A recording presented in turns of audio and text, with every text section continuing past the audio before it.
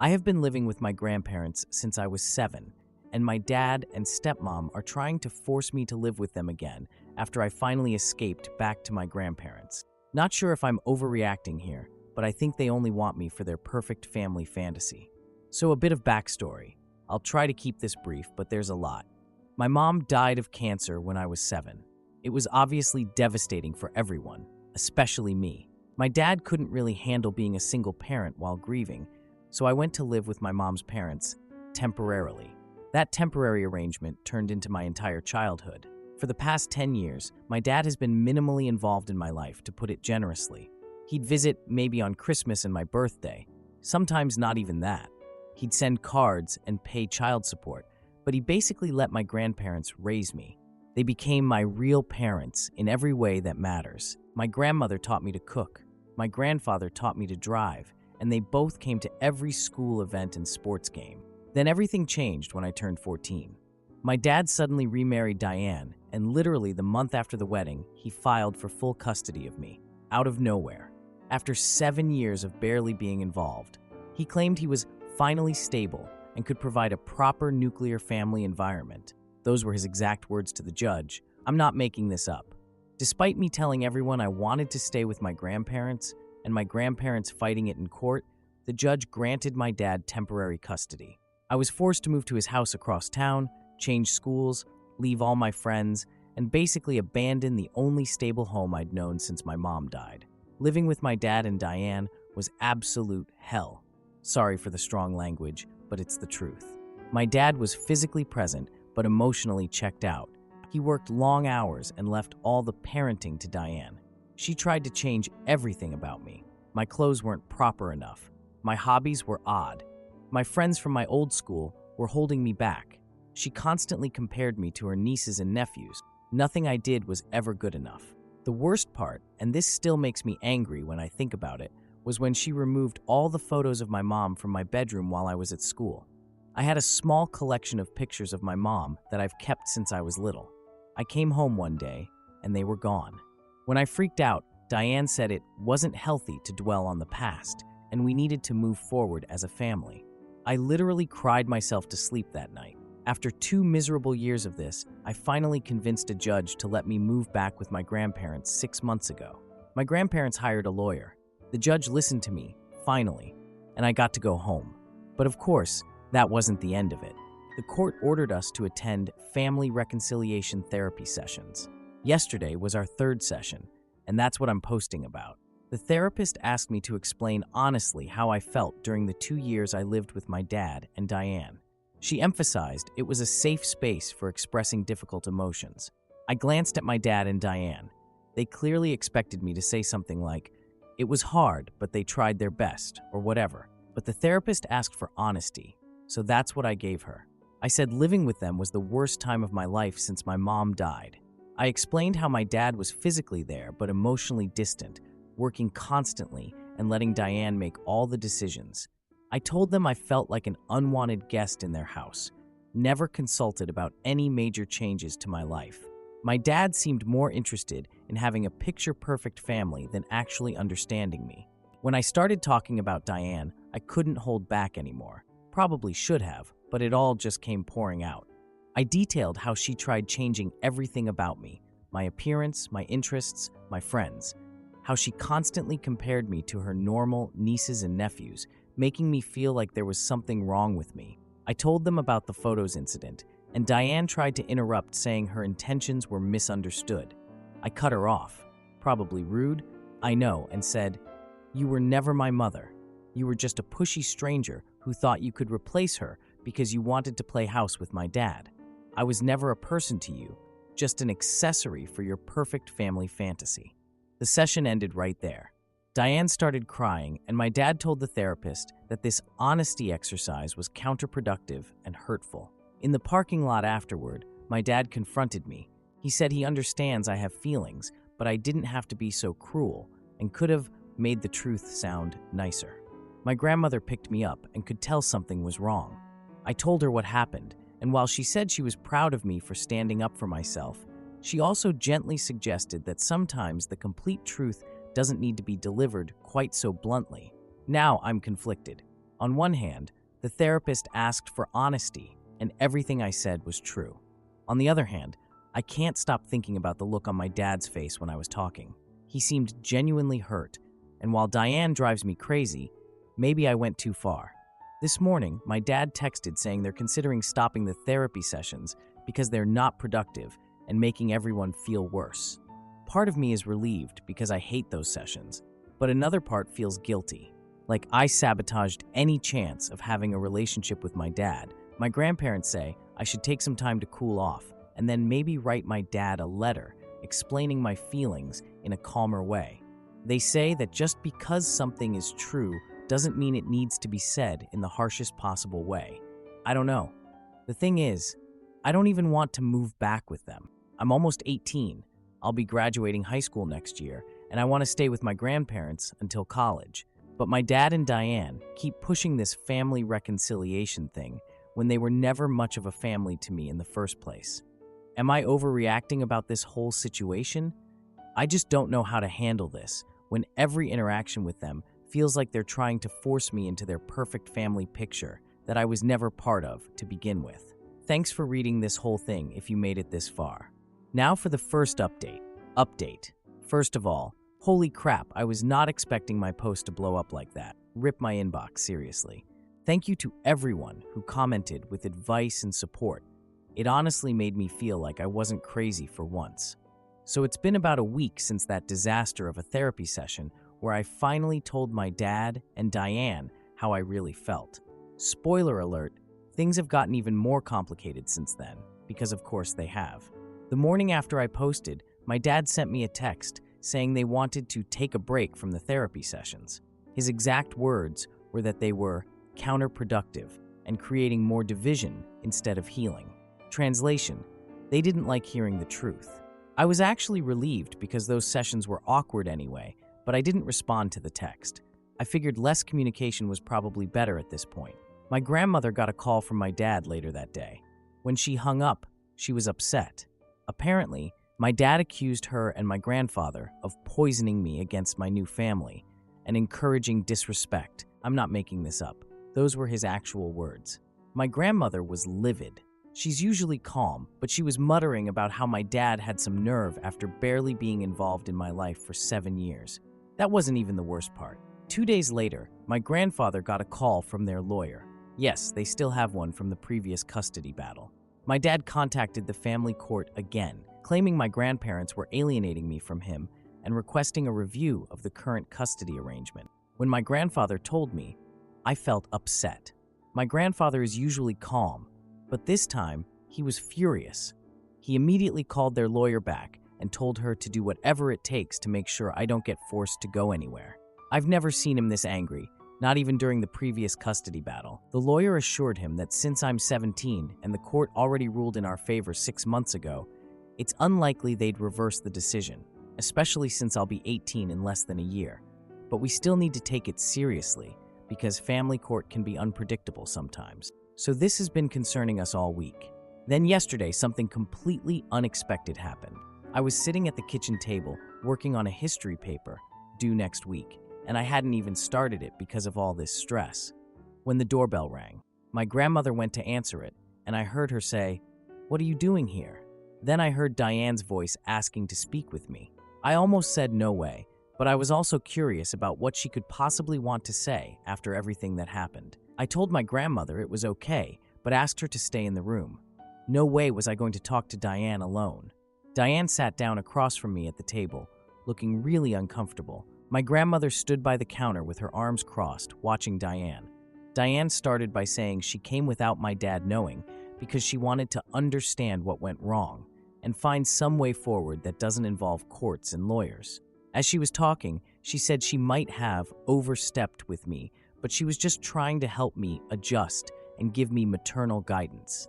I had to bite my tongue to stop from laughing at that part. Maternal guidance.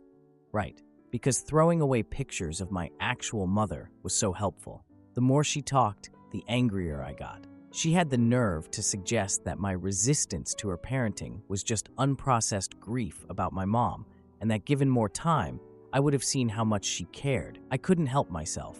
I reminded her how she signed me up for clubs I repeatedly said I didn't want to join, criticized my friends from my old school as unhealthy influences, and constantly compared me to her normal nieces and nephews, implying there was something wrong with me. Edit.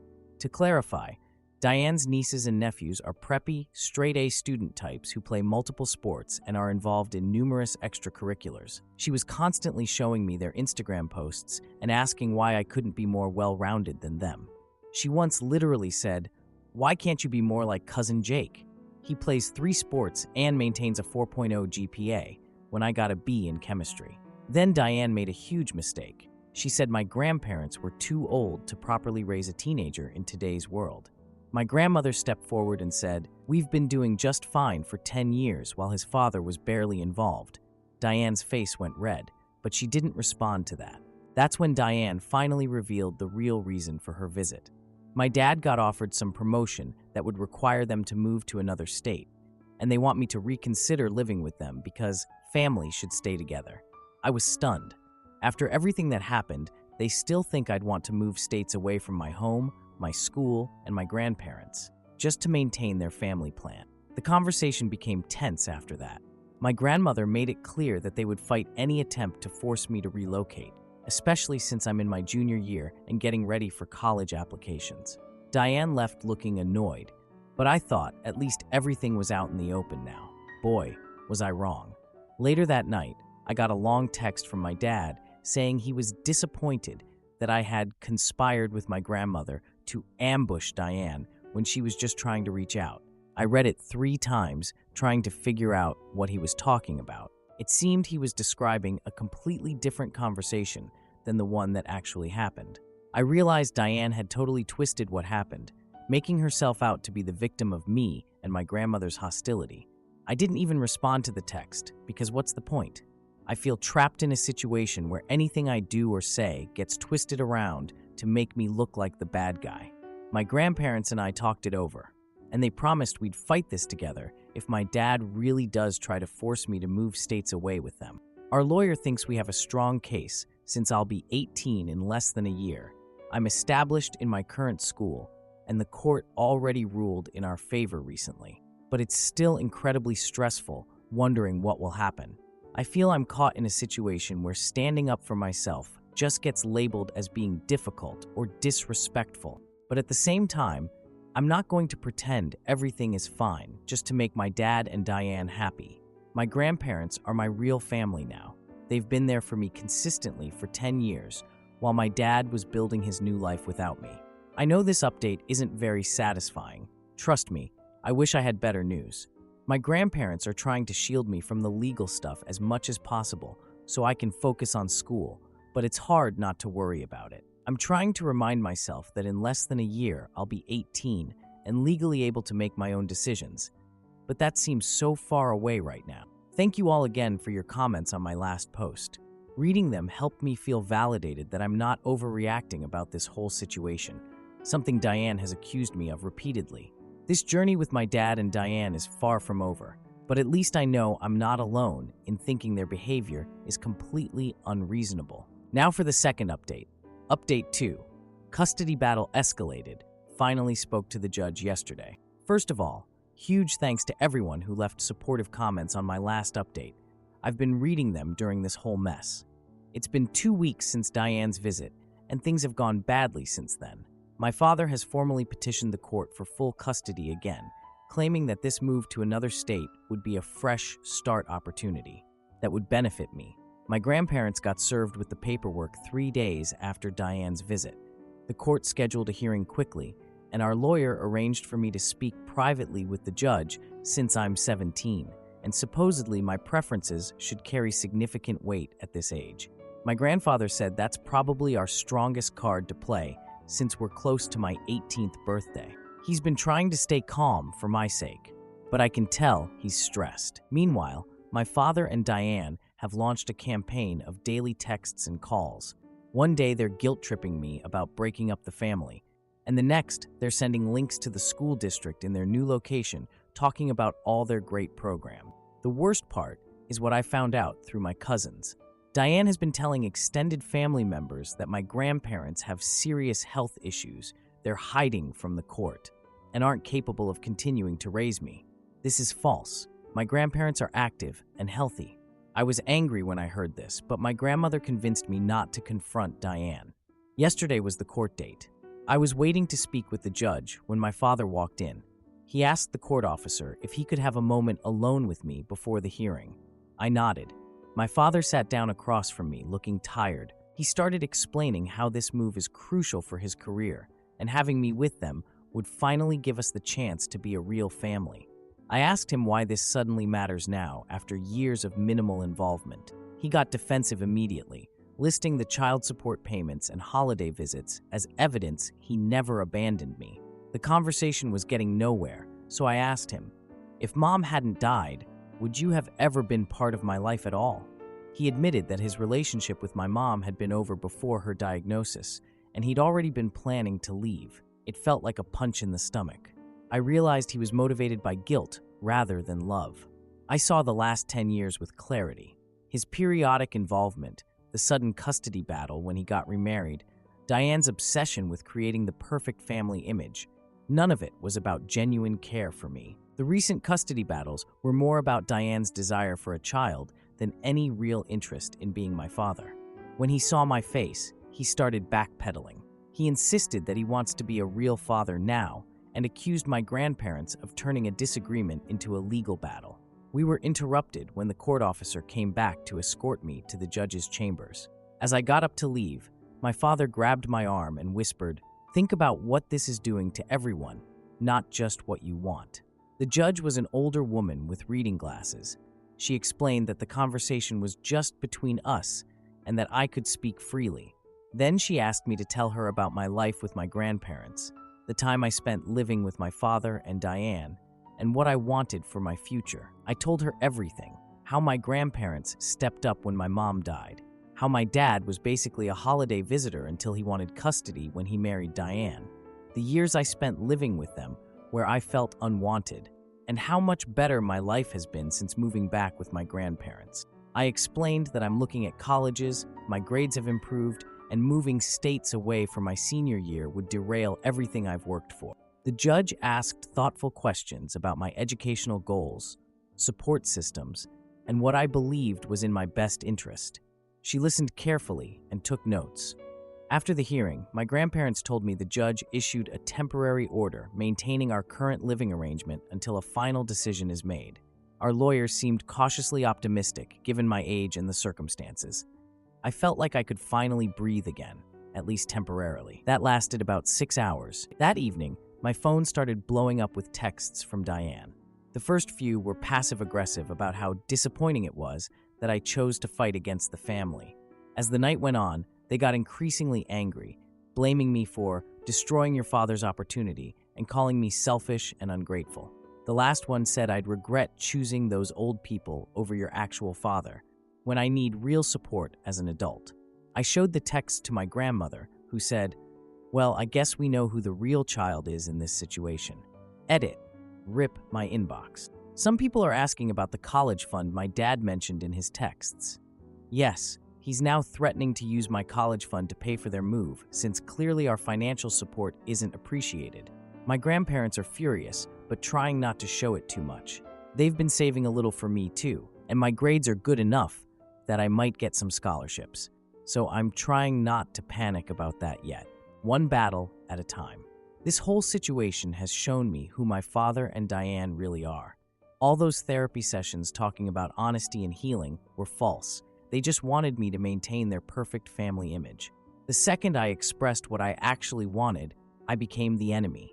Now that my father revealed the truth about his relationship with my mom, many things make sense. The way he could barely look at me sometimes, how he'd get uncomfortable when people said I have my mother's eyes. I'm mentally exhausted from all of this, but I promise I'll update when the judge makes her final decision. Thanks for all the support. It helps to know I'm not crazy for wanting to stay where I feel safe and loved. Sometimes I doubt myself when my dad and Diane twist everything around, but your comments help me stay grounded in reality. Now for the final update. Final update on the custody battle with my father and Diane. It's finally over, guys. First, I need to thank everyone for the overwhelming support on my previous posts. Your comments have been a lifeline during this situation. It's been 3 weeks since my last update. The day after I posted, we got the call from our lawyer with the judge's final decision on the custody case. My grandparents put the phone on speaker so we could all hear. The judge ruled to maintain our current arrangement, stating that moving a 17-year-old from his support system and school for a parental career move was not in my best interest. She specifically mentioned my academic progress since moving back with my grandparents and noted that with less than a year until I turn 18, stability was the priority. My grandfather teared up when we got the news.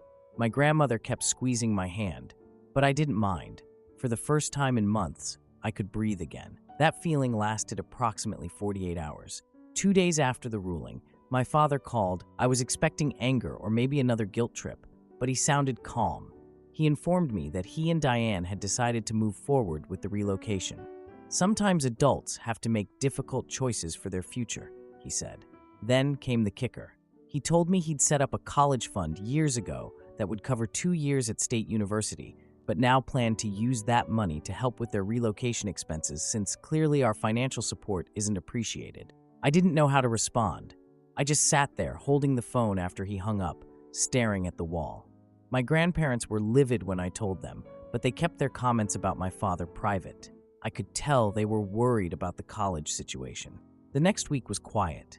My father texted twice, both very formal messages about their moving preparations. Diane didn't contact me at all. I tried to focus on school and finalizing my college applications, but the financial question was constantly on my mind. Then came the final court-mandated therapy session. The therapist had scheduled me for an individual appointment, which I was grateful for. We talked about my feelings regarding my father and Diane's move and the threatened withdrawal of the college fund. The therapist seemed concerned about leaving things unresolved and asked if I wanted to try one final family session before they left. I thought about it and agreed because I wanted some kind of closure. When my father and Diane arrived 2 days later for our final session, the atmosphere was tense. Diane barely acknowledged me, and my father's greeting was cold and formal. The therapist suggested we each share our hopes for our relationship moving forward. I went first, since neither of them seemed eager to speak. I expressed that despite everything, I didn't want to lose my father completely, even if we needed significant boundaries. My father responded with a statement about how doors remain open, but relationships require effort from both sides. He made it clear that the burden of maintaining our relationship now fell entirely on me. Then the therapist brought up the college fund issue, and that's when things went south. My father got defensive, stating that financial decisions were adult matters and that he needed to prioritize his current family's needs. The conversation might have continued, but then Diane decided to share her thoughts. She declared that perhaps this separation was for the best, since I had consistently rejected their attempts to be a family. Then she added, "Some people just can't be helped if they're determined to hold on to their pain." I looked at them both and said that I was grateful for this clarity, that I now understood my father's conditional love had always depended on me fitting into his life, that I was free from hoping for something that never existed. The therapist looked stunned. Diane's mouth dropped open, and my father seemed speechless. As the session wound down, my father asked if he could speak to me privately for a moment. The therapist checked if I was comfortable with that, and I agreed. When we were alone, he seemed different. "I've always struggled with being a father," he admitted. "First because of my relationship with your mother, and later because..." He paused, then said, "You were a reminder of her." For the first time, I felt neither anger nor hurt at this admission, just acceptance. His limitations weren't my responsibility to fix. I had spent years trying to be the perfect son, thinking if I just tried harder, he would want me. But the problem had never been me. "I know," I told him, "and I'm sorry that was hard for you, but I'm not responsible for your feelings about Mom." He looked up, surprised. We didn't hug or have a reconciliation. He just nodded, and we walked out. When I got home and told my grandparents about the session and the college fund threat, my grandfather asked me to sit down. He seemed serious, and for a second I worried he was upset with me. Instead, he revealed that they had been setting aside money for my education since I came to live with them. It wouldn't cover everything, I'd still need loans, but they'd been planning for this possibility for years, knowing my father's support might be unreliable. "We always wanted you to have options," my grandmother said. I broke down then, not from sadness, but from the realization of how blessed I've been to have them. They never made promises they couldn't keep. They never used their support as leverage. They just took care of things, the way they've always taken care of me. My father and Diane moved 3 days ago. He sent a text with their new address and phone number, saying I was welcome to visit. Diane hasn't contacted me at all. I'm relieved. I got my first college acceptance letter yesterday, with a partial scholarship. My grandparents took me out for ice cream to celebrate, just like they did when I got my first A in middle school. Some things never change, and I'm realizing that's actually a good thing. I wish I could tell you this story has some dramatic conclusion, that my father had a last-minute change of heart, or Diane got what she deserved. Real life isn't that tidy. But I've realized the real victory isn't about them at all. It's about me finally understanding that while the relationship with my father may never be what I once hoped for, I'm surrounded by genuine love and support from people who demonstrate through actions what family really means. Edit. So many people have asked about my college plans.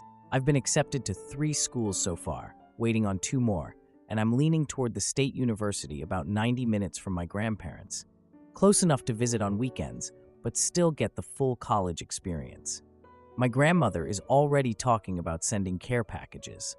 As for my father, he texted once to ask if I'd gotten any acceptances. I sent a brief reply, but haven't heard back. I'm learning to be okay with that. This journey with my father and Diane has taught me that sometimes the family you're given isn't the family you need. Thank you all for being part of my extended Reddit family during this difficult time.